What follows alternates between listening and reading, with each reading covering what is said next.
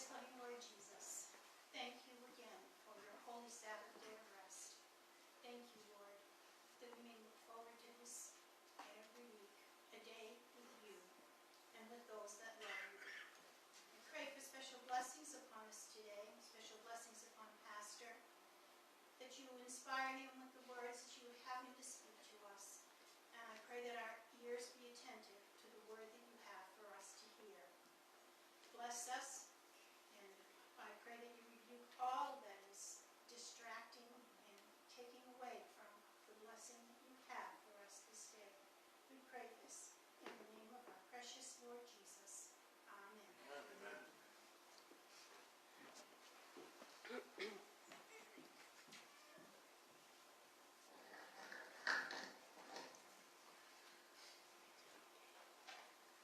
The junior high school, junior school teacher was telling the class about evolution, was teaching evolution and how everything came to exist. And she was trying to convince the class that God does not exist. And as she was teaching the class, she told the students, look at outside. Can you see God out there? Can you see God? And the kids all shook their heads and no. Look inside this room. Can you see God in here? Can you see God in here? And the kids shook their heads, no. And she was convinced that she had already gained her audience, that she already had convinced the class that God doesn't exist. So she can continue teaching them about evolution, how everything came to exist. But finally, all the way in the back of the class, a girl raised her hands, her Mrs. Smith. I have something to say about that. You know, we can have a brain surgery on you. We can have a CAT scan. We can compare all the patterns of your brain. We can study your brain minutiously. But we can never prove that you didn't have a single thought today. Because you don't see doesn't mean it doesn't exist. Let's open our Bibles in the book of John chapter 20 verse 29. John chapter 20 and verse 29. As Jesus was talking to the disciples here,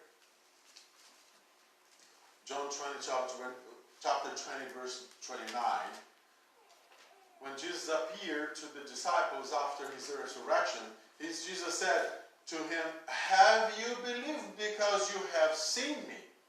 Blessed are those who have not seen and yet have come to believe. Because we don't see doesn't mean it doesn't exist. What comes to your mind when you think about the coming of Jesus? But you see, the coming of Jesus is the biggest event that's going to ever happen in this world. It's the biggest event. Because it was a big event when Jesus was born. He came as a baby and he grew up and he preached and he died on the cross. It was a big event. But not everybody knew about it. It was just more local people surrounding the areas where Jesus was teaching, where Jesus was preaching. Not many people knew about it. That's the reason after Jesus went to heaven, the disciples had to go forward and preach the gospel. And Paul has to come and preach the gospel, opening churches, because many people didn't hear about Jesus. But when Jesus comes the second time, it will be the biggest event ever, and every Bible says that every eye will see him. I don't know how that's going to happen. I have no idea. Sometimes I have to talk with Amy about that because our world, it's rounded, as you know. Right now, in Japan, it's about 11 o'clock in the morning.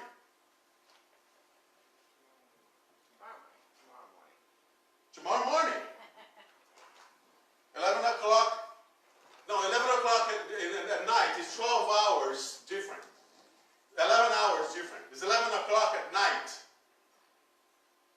So how can it be possible that now it's 12 o'clock during the day, the same people are going to see something that is going to happen 11 o'clock at night? 11 hours from now. I don't know how God's going to make. And we still talking about that. Sometimes, God's going to make the world flat so everybody can see Him coming at the same time. But it's going to be a big event. The biggest ever happened. And let's read Revelation chapter 6:14. Let's have a little glimpse of what is going to happen, how that's going to happen. Revelation chapter 6 verse 14. We just finished studying the book of Revelation, and I was so impressed by how it ended with the coming of Jesus and the new earth that I want to talk to you about this today. Chapter 6 verse 14. And it says here in my Bible, the sky vanished like a scroll. Imagine this sky that you look now, that you see when it's clear, when there is no cloud, you see everything blue, you see nice and blue sky. That's going to be vanished like a scroll. It's going to roll back like a scroll. The mountains of the island, everyone is going to be moved from its place. We live in a very mountainous region here. Imagine you look at the mountain, then it starts moving from its place. It's going to be huge.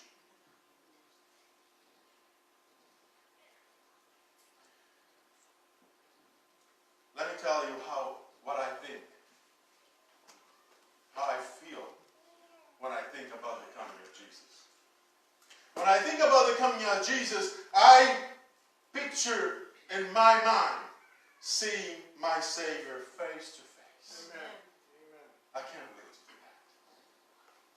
Seeing Him face to face. There are not words enough to explain the feeling. It's a mixed feeling of love and anxiety and fear. And at the same time, it's a mixture of a conquest. That I am a conqueror, that I overcame. That's why I'm seeing the Lord face to face. When I think about the coming of Jesus, I see grace. I see grace poured all over everyone. Because friends, let me tell you, there are things in this life that we live every day. Sins that we commit every day. That we struggle with them every day. And we pray every day and we ask God, but God, please forgive me and help me not to do it again. But often we catch ourselves doing it again. And those sins, we are going to struggle with them until Jesus comes. And I see grace pouring out over His people because only the grace of God can cover us like that. Amen. When I think about the coming of Jesus, I believe that only at the coming of Jesus that we're going to realize that commitment that Jesus had to save as many as possible. Jesus wants to save. He wants everyone to be saved. We need to be prepared for surprises on that day. We need to be prepared for surprises. Because there, we are going to see children, teenagers, that had no experience in their lives. They had no idea what's going on. They had not lived their life because their lives were cut short. But they are there, waiting for Jesus to come. That will be a big surprise. When I think about the coming of Jesus, friends, I think about seeing again my loved ones. We all lost loved ones, right? We all lost the ones that we care about. But I'm not talking about just the loved ones that we lost, taken through death. I'm talking about the ones that sometimes live far from us and we don't get to see them every day. And we know that we're going to see them again because they are loyal to God, that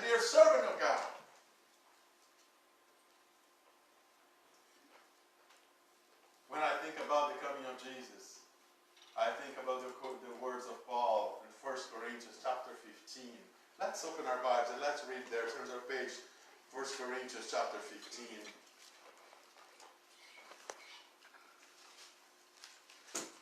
I can't wait for that to happen. Chapter 15, 1 Corinthians chapter 15, verse 51 and 52.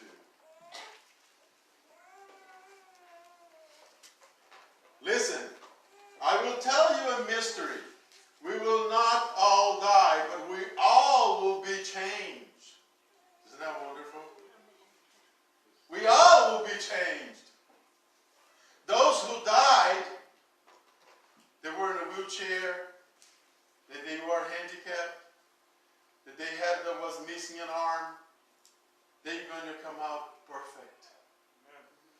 No more sickness. All the sickness were gone. They're going to come out perfect.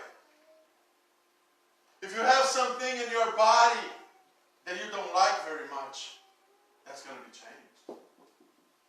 Things that you have been struggling that you to cover up because you don't like the illness that you have suffered for your whole life, that you take a pill for it, it's going to be changed. You no longer have that. And he goes on here and he says in verse 52, in a moment of a twinkle of an eye at the last trumpet, for the trumpet will sound and the dead will be raised imperishable and we will be changed. We will be changed. When I think about the coming of Jesus, friends, I think about looking in Jesus' eyes, deep in his eyes, and feel that Jesus looked right into my eyes. That look that is much better than any MRI or CAT scan or X-ray. That look that I can see everything about me.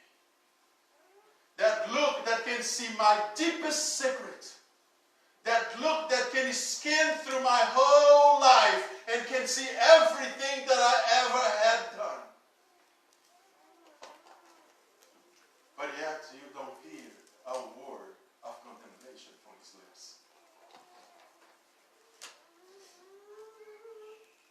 Let's turn our page to Revelation chapter 21, verse 4. Revelation chapter 21 and verse 4.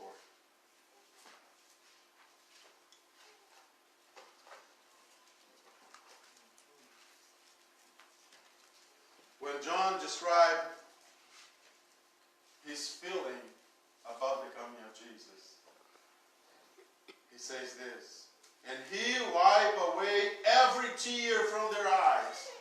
Death will be no more. Mourning, crying, and pain will be no more. For the first things have passed away.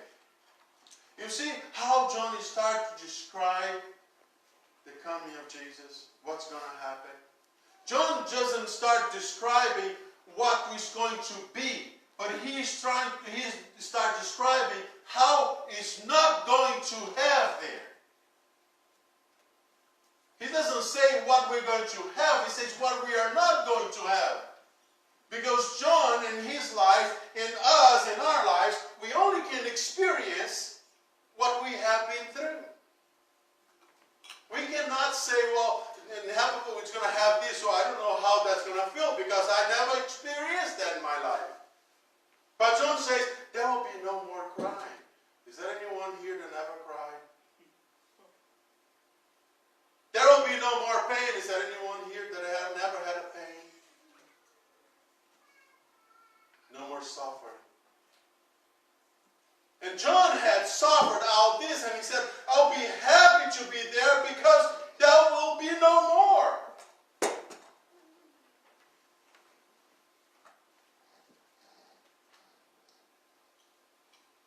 Have you imagined, friends, how it is to be busy all day and not get tired?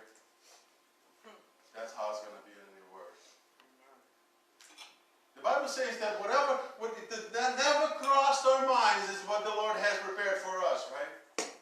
Now, imagine things that you have in this earth here that you can imagine how that's going to be in heaven.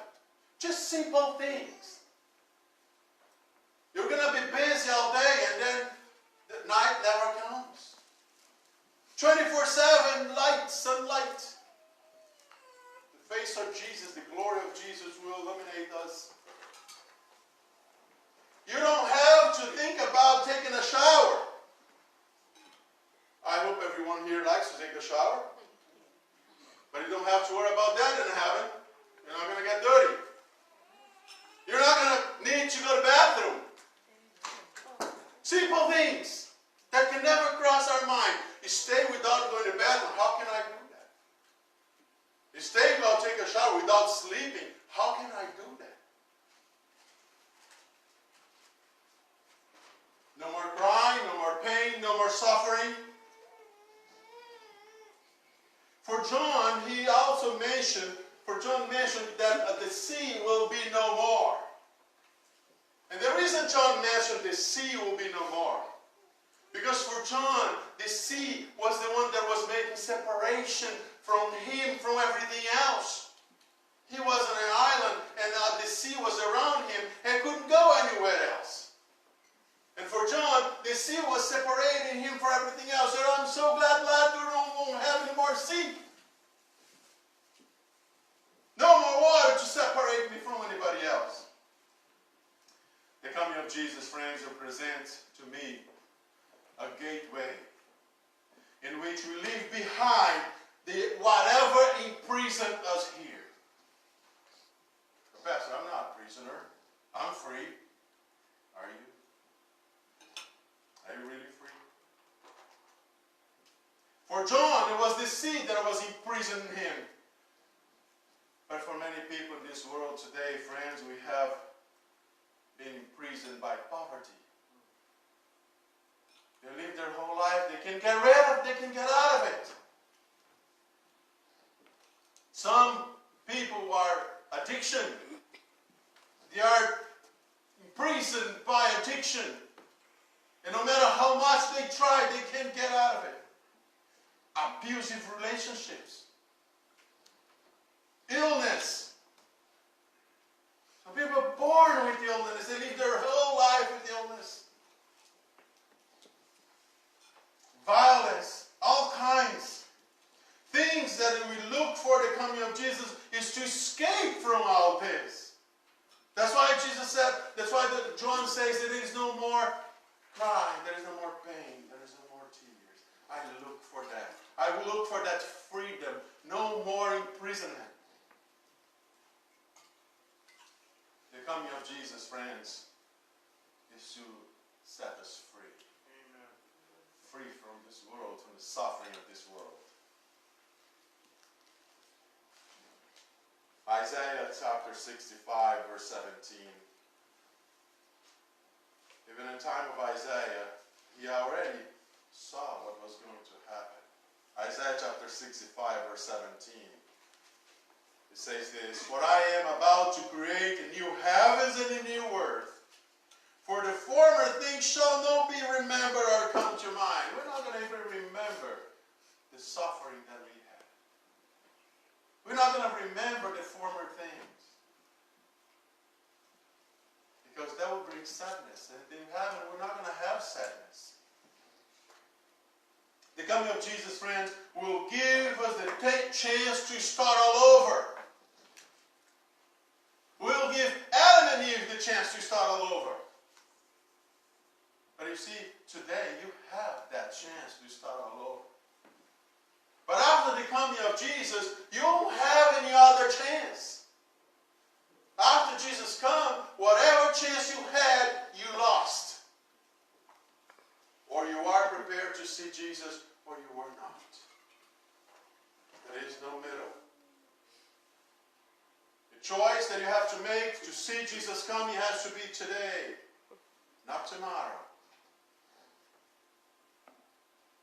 There are not enough words to explain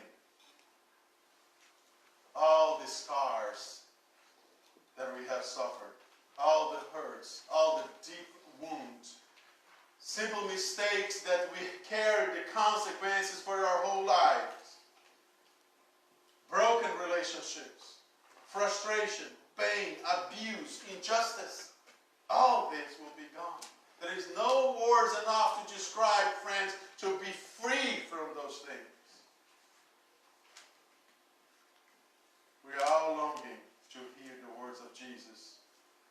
says in Revelation chapter 21, verse 5. Revelation chapter 21, verse 5. He says, I am making everything new. Everything.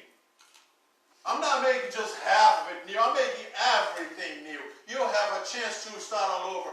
You're going to be renewed. You're going to be changed. And everything will be new.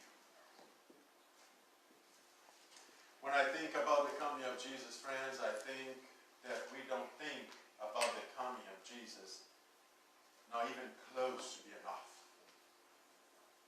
Because if we would think about the coming of Jesus more often, if we think about the coming of Jesus, how that's going to be in heaven, we would go like crazy on the streets, door to door, announcing to everyone that Jesus is coming back and they need to be ready. We wouldn't waste 1 second of our lives without being preaching the gospel, without telling others that Jesus is coming back. And they need to be ready. Think about the coming of Jesus more often, and you'll feel that God needs you to go and tell others that He's coming back.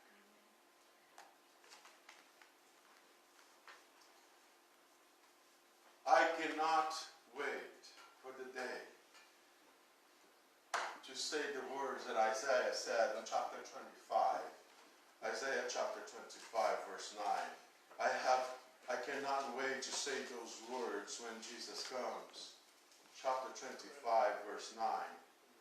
Isaiah said, it will be said on that day, lo, this is our God. We have waited for Him so that He might save us. This is the Lord in whom we have waited. Let us be glad and rejoice in His salvation. I can't wait to say those words when I see Jesus come. Aren't you tired of this world? Amen. Aren't you tired just to suffer, to see many people suffering? And then you look around and you see that there is nothing you can do about it. I'm tired of this world. I'm tired to see people dying, people suffering. I'm tired to suffer myself.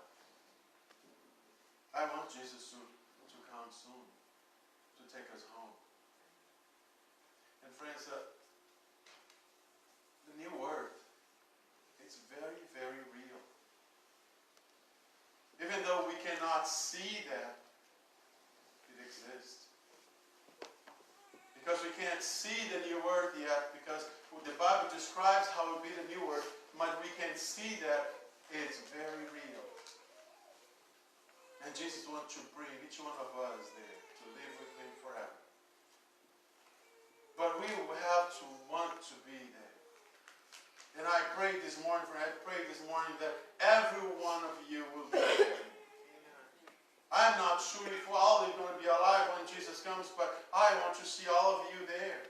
Because I want to be there. It's my great desire that no one on that day will be missing. If Jesus comes tomorrow, you'll be able to see Jesus coming.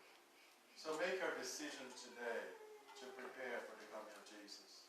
Think about the coming of Jesus. Think about the new word. Tell other people about Jesus. Bring them to the knowledge that Jesus is coming soon, that they need to be ready. This way Jesus can come sooner.